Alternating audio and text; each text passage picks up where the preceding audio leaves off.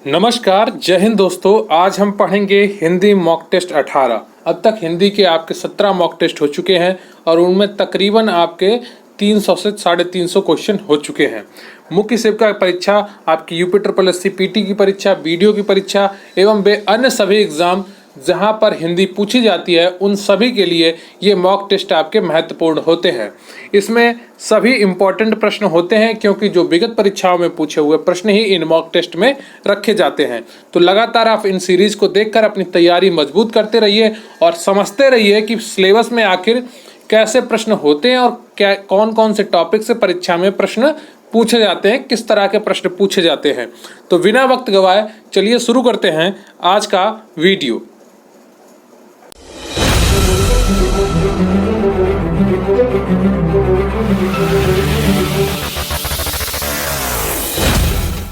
लेकिन उससे पहले मैं आपसे रिक्वेस्ट करूंगा कि आप वीडियो को लाइक कर लें, चैनल पर नए हैं तो चैनल को सब्सक्राइब कर लें। आपके कमेंट बहुत ही महत्वपूर्ण होते हैं हमारे लिए, तो प्लीज़ कमेंट करके ज़रूर बताइएगा कि आपको वीडियो कैसा लगा और मैं वीडियो के दौरान जो आपसे प्रश्न पूछूं उसका उत्तर भी कमेंट बॉक्स में ज़रूर लिखिएगा। टेलीग्राम चैनल पर आप हमें ज्वाइन कर सकते हैं, इसका लिंक आपको डिस्क्रिप्शन बॉक्स में मिल जाएगा और प्लीज़ वीडियो अंत तक देखें। आज का हमारा पहला प्रश्न है हिंदी मॉक टेस्ट 18, प्रश्न नंबर 1 कि मैं रोज पढ़ता हूँ वाक्य में क्रिया विशेषण का कौन सा भेद है। बताइए, मैं रोज पढ़ता हूँ वाक्य में क्रिया विशेषण का कौन सा भेद है। स्थानवाचक क्रिया विशेषण है या रीतवाचक क्रिया विशेषण है या कालवाचक क्रिया विशेषण है या परिमाणवाचक क्रिया विशेषण है। बताइए, पहला प्रश्न है मैं रोज पढ़ता हूँ वाक्य में क्रिया विशेषण का कौन सा भेद है। ए स्थानवाचक क्रिया विशेषण, बी रीतिवाचक क्रिया विशेषण, सी कालवाचक क्रिया विशेषण या डी परिमाणवाचक क्रिया विशेषण। बताइए इन चारों में से कौन सा ऑप्शन आपका सही हो जाएगा। तो पहले का आपका सही हो जाएगा कालवाचक क्रिया विशेषण। कालवाचक क्यों होगा, यहाँ पर स्थानवाचक क्यों नहीं होगा, क्योंकि यहाँ पर किसी स्थान की बात नहीं की है। रीतिवाचक क्या होगी, किसी लगातार रीति की बात नहीं की है। ठीक है, काल बताया है कि समय बताया है कि मैं रोज पढ़ता हूँ। रोज क्या है, एक समय है, तो समय का क्या हुआ काल। परिमाणवाचक, कुछ परिमाण तो इसमें दिया नहीं है, तो क्या हो गया ये कालवाचक क्रिया विशेषण। ऑप्शन सी आपका बिल्कुल सही हो जाता है। देखिए, मैं रोज पढ़ता हूं इस वाक्य में कालवाचक क्रिया विशेषण है। जो अविकारी शब्द किसी क्रिया के होने का समय बताते हैं उन्हें कालवाचक क्रिया विशेषण कहते हैं। परसों, पहले, पीछे, कभी, अब तक इत्यादि ये सब क्या है, कालवाचक क्रिया विशेषण है। रीतिवाचक क्रिया विशेषण क्या है, जो शब्द किसी क्रिया के करने के तरीके का बोध कराएं वो रीतिवाचक क्रिया विशेषण कहलाते हैं। जब करने का तरीका बताया जाए तो रीतिवाचक विशेषण होगा। ठीक है, क्लियर है आपको। परिमाणवाचक क्रिया विशेषण क्या होता है, जो अविकारी शब्द किसी क्रिया के परिमाण अथवा निश्चित संख्या का बोध कराते हैं उन्हें परिमाणवाचक क्रिया विशेषण कहते हैं।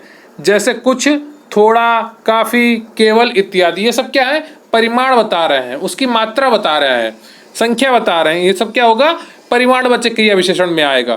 क्लियर है आपको। अगला प्रश्न है आपका, रूप के अनुसार क्रिया विशेषण कितने प्रकार के होते हैं। बताइए, रूप के अनुसार क्रिया विशेषण कितने प्रकार के होते हैं। UP triple SC junior assistant 2019 के पेपर में पूछे हुआ क्वेश्चन है। 1 होता है, 2 होते हैं, 3 होते हैं या 4 होते हैं। रूप के अनुसार क्रिया विशेषण कितने प्रकार के होते हैं। तो दूसरे का आपका ऑप्शन सही है, सी, 3 प्रकार के होते हैं। क्लियर है। कौन कौन से होते हैं, रूप के आधार पर क्रिया विशेषण 3 भेद होते हैं। एक पहला होता है मूल क्रिया विशेषण। कौन सा होता है, मूल क्रिया विशेषण।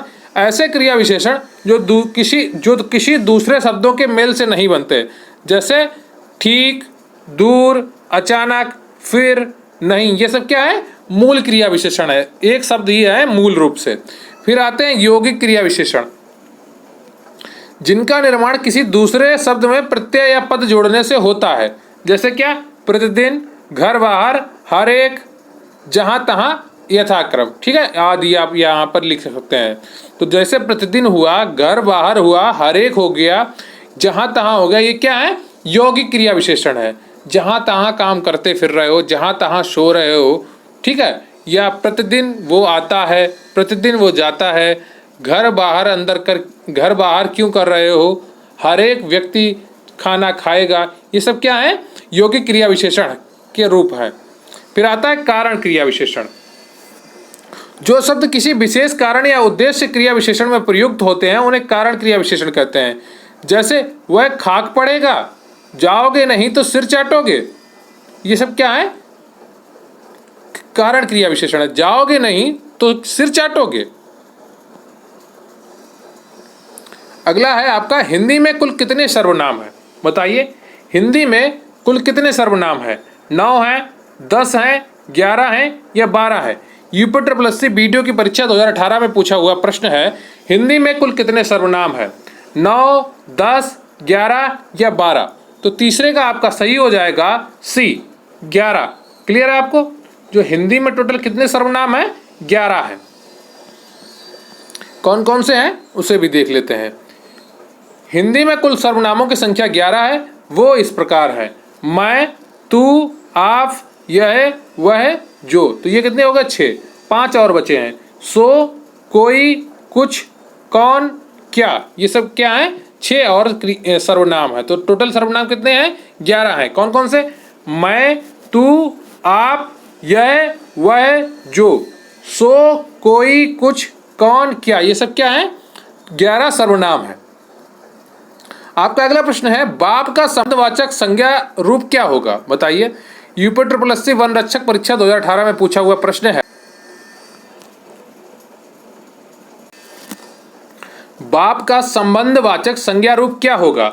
बापा होगा या बापती होगा या बपौता होगा या बपौती होगा? बताइए।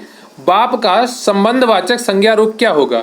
बापा कोई शब्द तो होता नहीं है, तो ये तो नहीं होगा। बापती भी नहीं होता है, बपौता भी नहीं होता है, तो एक ही ऑप्शन बचता है आपका डी, बपौती। बाप का संबंधवाचक संज्ञा रूप क्या होगा?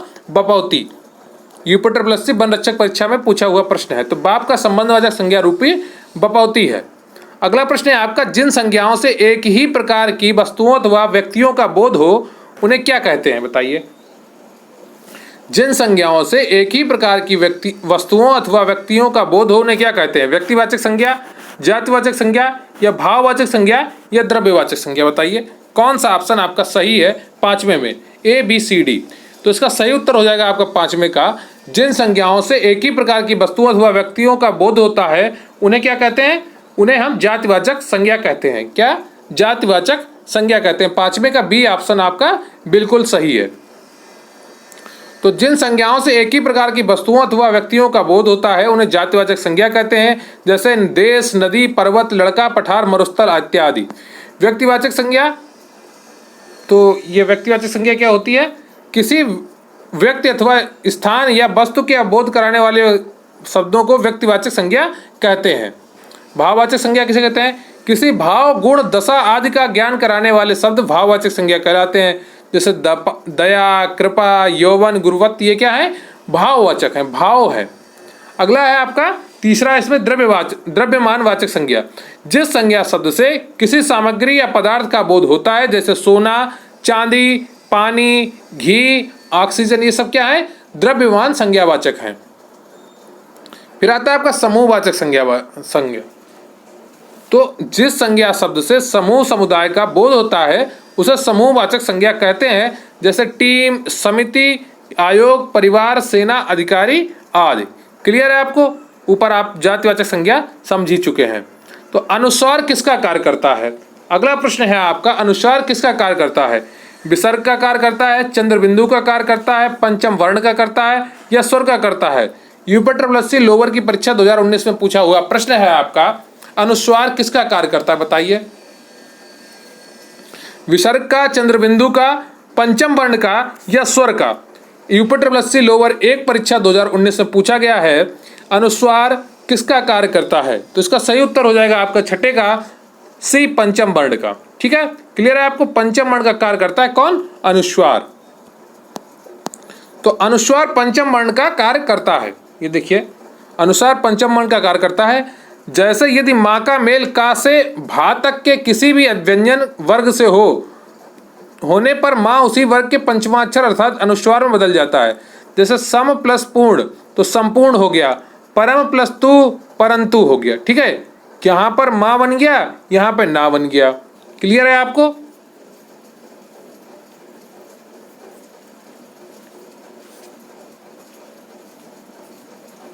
क्लियर है आपको? अब आपका अगला है निम्न में से अवयव है, निम्न में अवयव क्या है? उत्तर है ठीक है, जापान है या कृष्णा है। यूपीएससी वीडियो परीक्षा 2018 में पूछा हुआ प्रश्न है, निम्न में अवयव क्या है? तो इसका सही उत्तर हो जाएगा आपका 7वें का ABCD में कौन सा होगा? बी होगा आपका, ठीक है। इसका ठीक है, क्लियर है आपको? तो ठीक है इसका, वो ठीक है आप भी कंफ्यूज हो रहे होंगे, जो ठीक है इसका वही ठीक है, 7वें का जो ठीक ऑप्शन है वही ठीक है। तो इसका देखिए विकल्प, इसका डिटेलिंग देख लेते हैं। दिए गए विकल्पों में जो ठीक शब्द अवयव है जिसके रूप में लिंग, वचन, कारक और पुरुष के कारण कोई परिवर्तन ना हो, नहीं होता है, उसे अवयव कहते हैं। जैसे जब, तब, अभी, उधर, इधर, ठीक, वह, आ, एवं, किंतु, परंतु इत्यादि, ये क्या है? ये सभी अवयव हैं, इन पर कोई फर्क नहीं पड़ता है कितने लोगों के साथ हो, कितने लोगों के साथ नहीं हो। तो इससे पहले मैं आपका अगला प्रश्न शुरू करूं, उससे आपको एक छोटी सी जानकारी दे देता हूं कि हमारे चैनल पर मुख्य सेविका स्पेशल PDF बैच चल रहा है जिसकी फीस मात्र 450 रुपये है। अगर आपने मुख्य सेविका बनने का सपना देखा है और आपने उतना परिश्रम करने की हिम्मत है जितनी इस नौकरी के लिए आवश्यकता है, तो जरूर जुड़े इस बैच से, आपका फायदा होगा। बैच का नाम है मुख्य सेविका गरिमा बैच। इससे जुड़ने के लिए आप टेलीग्राम पर QRC हेल्प सर्च कर लें या डिस्क्रिप्शन बॉक्स से इसका लिंक ले लें। सभी क्लास की PDF आपको प्रोवाइड कराई जाएंगी, नोट्स की PDF भी आपको प्रोवाइड कराई जाएंगी, 10 फुल पेपर जैसे मॉक टेस्ट भी आपके पेपर जैसे कराए जाएंगे पेपर से पहले, और जितने भी सब्जेक्ट आपके ऑफिशियल सिलेबस में होंगे उन सबकी PDF आपको प्रोवाइड कराई जाएंगी। क्लियर है आपको? तो आप अच्छे से पढ़िए। अगर आप अपने लिए मजबूत इरादा लेकर बैठे हैं, मन में तय कर रखा है कि मुख्य सेविका नौकरी मुझे पानी ही है, तो जरूर जुड़े इस बैच से, आपका 101% फायदा होगा, ये मेरी गारंटी है। अगर आप लगातार मेहनत करने के लिए तैयार हैं और अपने लिए ये नौकरी का सपना देख चुके हैं, तो जरूर जुड़िए इस बैच से, आपको फायदा होगा।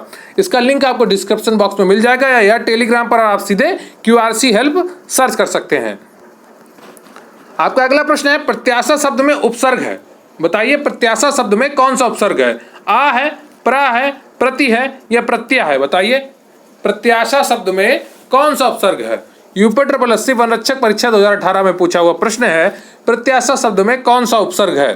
तो इसका सही उत्तर हो जाएगा आपका 8वें का C, प्रति है, ठीक है। जो प्रत्याशा शब्द में प्रति उपसर्ग है, क्लियर है आपको? तो प्रत्याशा शब्द में प्रति उपसर्ग है, प्रति उपसर्ग प्लस आशा मूल शब्द, प्रति का अर्थ विरोध होता है, प्रत्येक, हर एक आदि। तो प्रति का अर्थ क्या क्या होता है? विरोध होता है, प्रत्येक होता है, हर एक आदि होता है, ठीक है।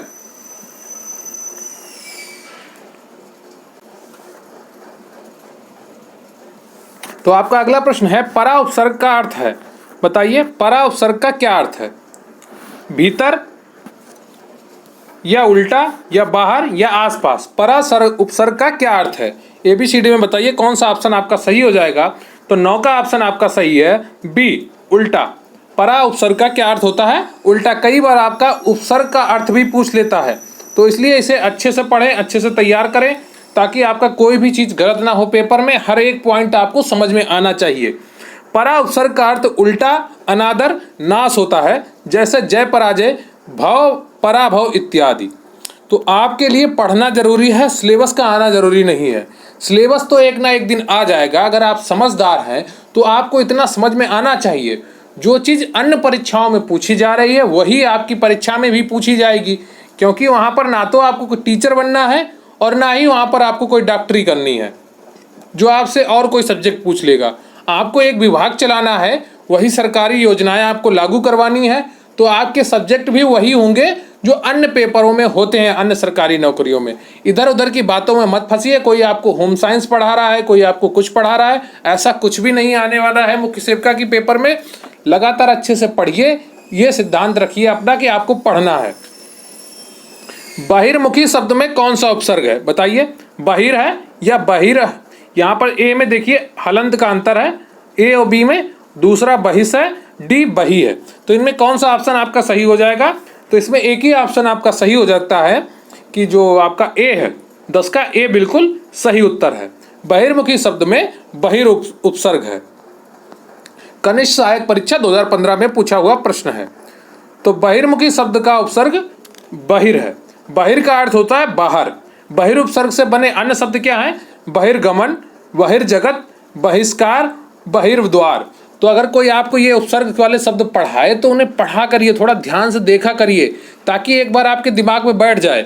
अगली बार जब बहिर्मुखी जरूरी नहीं है आए कि पेपर में, वहां पर बहिर्गमन भी आ सकता है, बहिर्जगत भी आ सकता है और बहिष्कार भी आ सकता है, बहिर्द्वार भी आ सकता है। लेकिन जब आप एक बार पढ़ चुके होंगे ना, तो पेपर में कोई भी शब्द आ जाए आपको तुरंत दिमाग में आएगा ये तो बहिर है।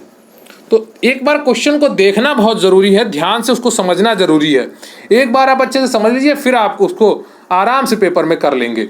आपका अगला प्रश्न है, बा उपसर्ग किसमें है? बताइए। ए बदबू, बी बदौलत, सी बदनाम, डी बदहजमी। यूपिटर प्लस सी वनरक्षक परीक्षा 2018 में पूछा हुआ प्रश्न है। तो बा उपसर्ग किसमें है? बदबू में है या बदौलत में है या बदनाम में है या बदहजमी में है? तो ABCD में कौन सा ऑप्शन आपका सही हो जाएगा?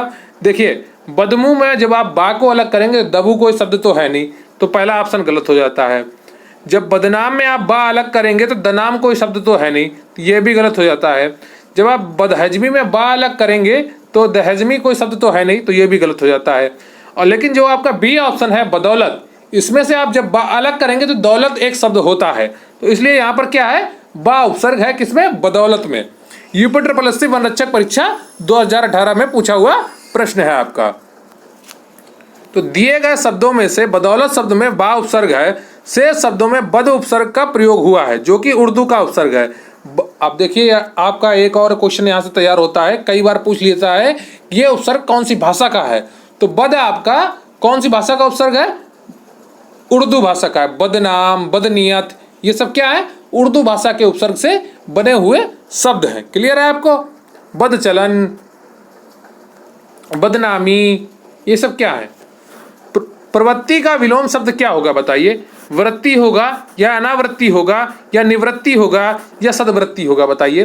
प्रवृत्ति का विलोम शब्द क्या है? वृत्ति है, अनावृत्ति है, निवृत्ति है या सदवृत्ति है? UDA LDA परीक्षा 2015 में पूछा हुआ प्रश्न है। प्रवृत्ति का विलोम शब्द क्या है? बताइए। ABCD में कौन सा ऑप्शन आपका सही हो जाएगा? तो 12वें का जो सी ऑप्शन है निवृत्ति, ये ऑप्शन बिल्कुल सही है। प्रवृत्ति का विलोम शब्द आपका निवृत्ति होता है। क्लियर है आपको? तो प्रवृत्ति का विलोम शब्द निवृत्ति है। प्रवृत्ति एवं वृत्ति समानार्थी हैं, जिनका अर्थ आदत होता है। क्या होता है? आदत। सद्वृत्ति का अर्थ अच्छी आदत है एवं निवृत्ति का अर्थ छुटकारा होता है। क्लियर है आपको? सद्वृत्ति का अर्थ क्या होता है? अच्छी आदत, और निवृत्ति का अर्थ क्या होता है? छुटकारा। मैं तुमसे निवृत्ति पाना चाहता हूँ, तो इसका अर्थ क्या हो गया? मैं तुमसे छुटकारा पाना चाहता हूँ। इस तरह से ये शब्दों का अर्थ हुआ। ध्वंस शब्द का विलोम शब्द क्या है? जब आप शब्दों को वाक्यों में प्रयोग करके यूज करेंगे तो आपको उनके अर्थ भी याद हो जाएंगे स्वतः ही। एक बार कोशिश करिए, चीज़ों को समझने की बहुत ही आसान होती है हिंदी भाषा, कोई कठिन कार्य नहीं है। लेकिन अगर आप इसको हल्के में ले लेंगे तो निश्चित रूप से परीक्षा में गुड़ गोबर हो जाएगा। इसको गंभीरता से लेकर पढ़िए, 25 में आप 25 क्वेश्चन सही कर पाएंगे। 100/100 आप इसमें सही कर सकते हैं अगर आपने इस विषय को गंभीरता से पढ़ा है। तो इसको हल्के में मत लीजिए, ध्यान से पढ़िए, एक एक चीज एक एक समझ कर। ध्वंस शब्द का विलोम शब्द क्या है? विध्वंस है, निर्माण है, तुल्य है, प्राकृतिक है। बताइए। ध्वंस शब्द का विलोम शब्द क्या है? विध्वंस है या निर्माण है या तुल्य है या प्राकृतिक है? ABCD में कौन सा ऑप्शन आपका सही हो जाएगा? जो 13वां है उसका आपका यहाँ पर विध्वंस मत कर देना, ध्वंस का विलोम विध्वंस, ये गलत है। ध्वंस का भी मतलब तोड़ना होता है और विध्वंस का मतलब भी तोड़ना होता है। तो सही इसका हो जाएगा 13वें का B। ठीक है, B आपका ध्वंस का विलोम क्या होगा? निर्माण।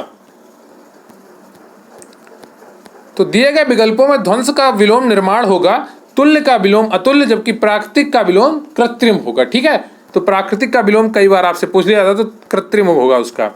अगला शब्द है आप रसाल शब्द का अर्थ है। बताइए। रसाल किसका पर्यायवाची है? आबकारी सिपाही परीक्षा 2016 तथा DSSB PRT परीक्षा में पूछा हुआ प्रश्न है। तो रसाल शब्द का अर्थ क्या है? बताइए।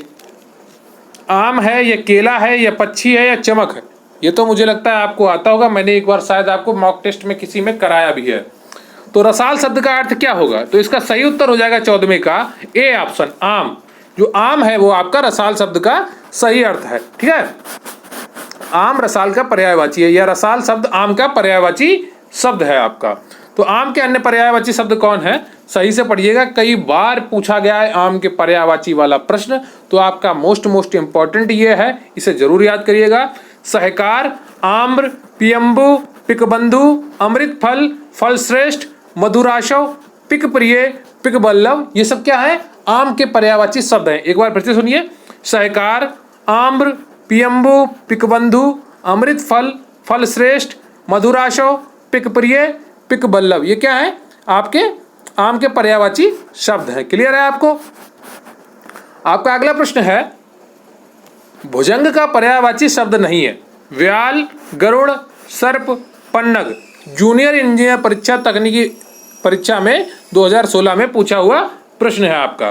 भुजंग का पर्यायवाची शब्द नहीं, बताइए कौन सा इसमें भुजंग का पर्यायवाची शब्द नहीं है। ब्याल, गरुड़, सर्प, पनंग, तो इसका सही उत्तर हो जाएगा आपका बी, गरुड़। गरुड़ भुजंग का पर्यायवाची शब्द नहीं होता है, भुजंग तो सर्प का पर्यायवाची है। सर्प, सर्प मतलब आपका सांप। तो भुजंग का पर्यायवाची शब्द गरुड़ नहीं है, जबकि सर्प, ब्याल तथा पनंग इसके पर्यायवाची शब्द हैं। इसके अन्य पर्यायवाची शब्द क्या हैं, अहि, नाग, विषधर, उरग, सांप, फड़ी, फड़ीधर, सरीसृप आदि, ये सब क्या है, इसके भुजंग के या सर्प के पर्यायवाची हैं। क्लियर है आपको। आपका अगला प्रश्न है, स्वच्छ शब्द का पर्यायवाची शब्द बताइए। स्वच्छ शब्द का पर्यायवाची शब्द क्या होगा, पंकिल होगा, नीरज होगा, नीरद होगा या निर्मल होगा। राजस्व लेखपाल परीक्षा 2015 में पूछा हुआ प्रश्न है, स्वच्छ शब्द का पर्यायवाची शब्द क्या होगा। तो इसका सही उत्तर हो जाएगा आपका 16वें का डी, निर्मल। क्लियर है आपको, निर्मल जो है वो बिल्कुल सही उत्तर है। स्वच्छ शब्द का पर्यायवाची शब्द निर्मल होता है, जिसका अर्थ साफ सुथरा या पवित्र होता है। पंकिल का अर्थ गंदा या मैला होता है। नीरज कमल का तथा नीरद बादल का पर्याय शब्द है। नीरज किसका का शब्द है, कमल का, और नीरद किसका है, बादल का पर्याय शब्द है। क्लियर है आपको। आपका अगला प्रश्न है, विवेक और श्रुति लगभग एक ही उम्र के हैं, तो इसमें एक ही उम्र के लिए आपको एक शब्द बताना है। किसके लिए, एक ही उम्र के, इसके लिए आपको एक शब्द बताना है। विवेक और श्रुति लगभग एक ही उम्र के हैं, इसमें एक ही उम्र के लिए आपको एक शब्द छांटना है। तो इसका सही उत्तर क्या होगा, वयस्क होगा या मित्र होगा या समवयस्क होगा या अभिपूरक होगा। तो इसका सही उत्तर हो जाएगा आपका समवयस्क। एक ही उम्र के लोगों को क्या कहते हैं, समवयस्क कहते हैं। क्लियर है आपको। तो एक ही उम्र के लिए सही शब्द है समवयस्क, अतः रेखांकित शब्दों के स्थान पर समवयस्क शब्द का प्रयोग उचित होगा। अगला प्रश्न है आपका 18वां, राज दरबार में कौन सा समास है, बताइए। राज दरबार में कौन सा समास है, अव्ययी भाव समास, तत्पुरुष समास, द्वंद्व समास या द्विगु समास, बताइए। राज दरबार में कौन सा समास है, अव्ययी भाव समास, तत्पुरुष समास, द्वंद्व समास या द्विगु समास। तो इसका सही उत्तर होगा आपका 18वें का बी, तत्पुरुष समास। क्लियर है। यूपी ट्रिपल सी स्टेनोग्राफर परीक्षा 2019 में पूछा गया प्रश्न है आपका। तो राज दरबार में संबंध तत्पुरुष समास है, क्योंकि राज दरबार का समास विग्रह होता है राजा का दरबार, जहां पर का आ जाए वहां पर संबंध तत्पुरुष हो जाता है आपका। यहाँ संबंध कारक विभक्ति का प्रयुक्त हुआ है का, अतः यहाँ पर संबंध तत्पुरुष समास है। क्लियर है आपको। आपका अगला प्रश्न है, घुड़दौड़ शब्द किन दो पदों के योग से बना है, बताइए। घुड़दौड़ शब्द जो है ये आपका किन दो पदों के योग से बना है। ऑप्शन ए घोड़ा दौड़, बी घुड़ प्लस दौड़, सी घोड़ प्लस दौड़ या डी इनमें से कोई नहीं। लेखपाल भर्ती परीक्षा 2008 में पूछा हुआ प्रश्न है, घुड़दौड़ शब्द किन दो पदों के प्रयोग से बना है। तो इसका सही उत्तर हो जाएगा आपका ऑप्शन ए, घोड़ा प्लस दौड़ बिल्कुल सही उत्तर है। तो घुड़दौड़ शब्द घोड़ा प्लस दौड़ पद के योग से बना है। यह शब्द तत्पुरुष समास का उदाहरण है। इसका समास विग्रह होता है घोड़ा की दौड़। क्लियर है। अगला प्रश्न है आपका, ओखली में सिर देना मुहावरे का अर्थ है, बताइए। ओखली में सिर देना मुहावरे का अर्थ क्या होगा। मुसीबत झेलना, स्वागत करना, बहुत श्रम करना, साहस पूर्वक चुनौती स्वीकारना। बताइए, ओखली में सिर देना, इसका ABCD में कौन सा सही हो जाएगा आपका? तो 20 का आपका ए सही हो जाता है। मुसीबत झेलना। ठीक है, तो आपके आज 20 प्रश्न सही हुए हैं, टोटल हो गए हैं। तो इनमें से कौन सा प्रश्न आपका सही है, ये कमेंट करके जरूर बताइएगा। ओखली में सिर देना मुहावरे का सही अर्थ होता है मुसीबत झेलना, जबकि आंखें बिछाना मुहावरे का अर्थ होता है स्वागत करना। दिन रात एक करना मुहावरे का होता है बहुत परिश्रम करना, तथा गज भर छाती होना अर्थ होता है साहसपूर्वक चुनौती स्वीकार करना। अगर आप साहसपूर्वक चुनौती स्वीकार करते हैं कि मुख्य सेविका में आपका सिलेक्शन होगा, आप हर हाल में इतनी मेहनत करेंगे कि आप का सिलेक्शन हो, तो आप क्या कर रहे हैं, आपका छाती गज भर की है। ठीक है, तो आप इसका वाक्य प्रयोग क्या कर सकते हैं, आपकी छाती गज भर की है, क्योंकि आपने ये चुनौती स्वीकार की है। साहसपूर्वक चुनौती स्वीकारना का क्या मुहावरा होता है, गज भर छाती होना। क्लियर है आपको? तो कितने प्रश्न आपके सही हुए कमेंट करके जरूर बताइएगा। और आज का आपका प्रश्न है कि जो उत्तर प्रदेश के प्रथम मुख्यमंत्री थे उनका क्या नाम था? उत्तर प्रदेश के प्रथम मुख्यमंत्री का क्या नाम था, कमेंट करके जरूर बताइएगा। अगर आपको नहीं आता है तो गूगल कर लीजिए, उससे देखकर बताइए, ताकि आपके दिमाग में ये बात बैठ जाए। उत्तर प्रदेश के प्रथम मुख्यमंत्री का क्या नाम है? तो मुख्य सेविका स्पेशल PDF बैच से जुड़ी आपकी छोटी सी जानकारी मैं आपको दे दूं। मात्र 450 रुपये में आप मुख्य सेविका की नौकरी का सपना साकार कर सकते हैं। टेलीग्राम पर आप QRC हेल्प सर्च करके मैसेज करिए, या इसका लिंक आपको डिस्क्रिप्शन बॉक्स में मिल जाएगा। इसमें आपको सभी क्लासेस की PDF प्रोवाइड कराई जाएंगी। 10 फुल पेपर जैसे मॉक टेस्ट होंगे, नोट्स की PDF आपको प्रोवाइड कराई जाएंगी। इसके अलावा आपकी जो भी टेस्ट सीरीज होंगी हमारे चैनल पर, उनकी PDF आपको प्रोवाइड कराई जाएंगी। करंट अफेयर्स की PDF प्रोवाइड कराई जाएंगी, और आपको क्लासेस के लिंक भी प्रोवाइड कराए जाएंगे। तो मात्र 450 रुपये में आप अपनी तैयारी को एक मजबूती दे सकते हैं, एक जिम्मेदारी दे सकते हैं कि आपको अब हर हाल में पढ़ना ही है। तो लगातार पढ़िए और निरंतर रहिए, ताकि आपको सफलता मिल सके। और आज के प्रश्न का उत्तर जरूर दीजिएगा कि उत्तर प्रदेश के प्रथम मुख्यमंत्री का क्या नाम है। और प्लीज़ चैनल को सब्सक्राइब कर लीजिए, वीडियो को लाइक कर लीजिए। बहुत बहुत धन्यवाद आपका। जय हिंद, जय भारत।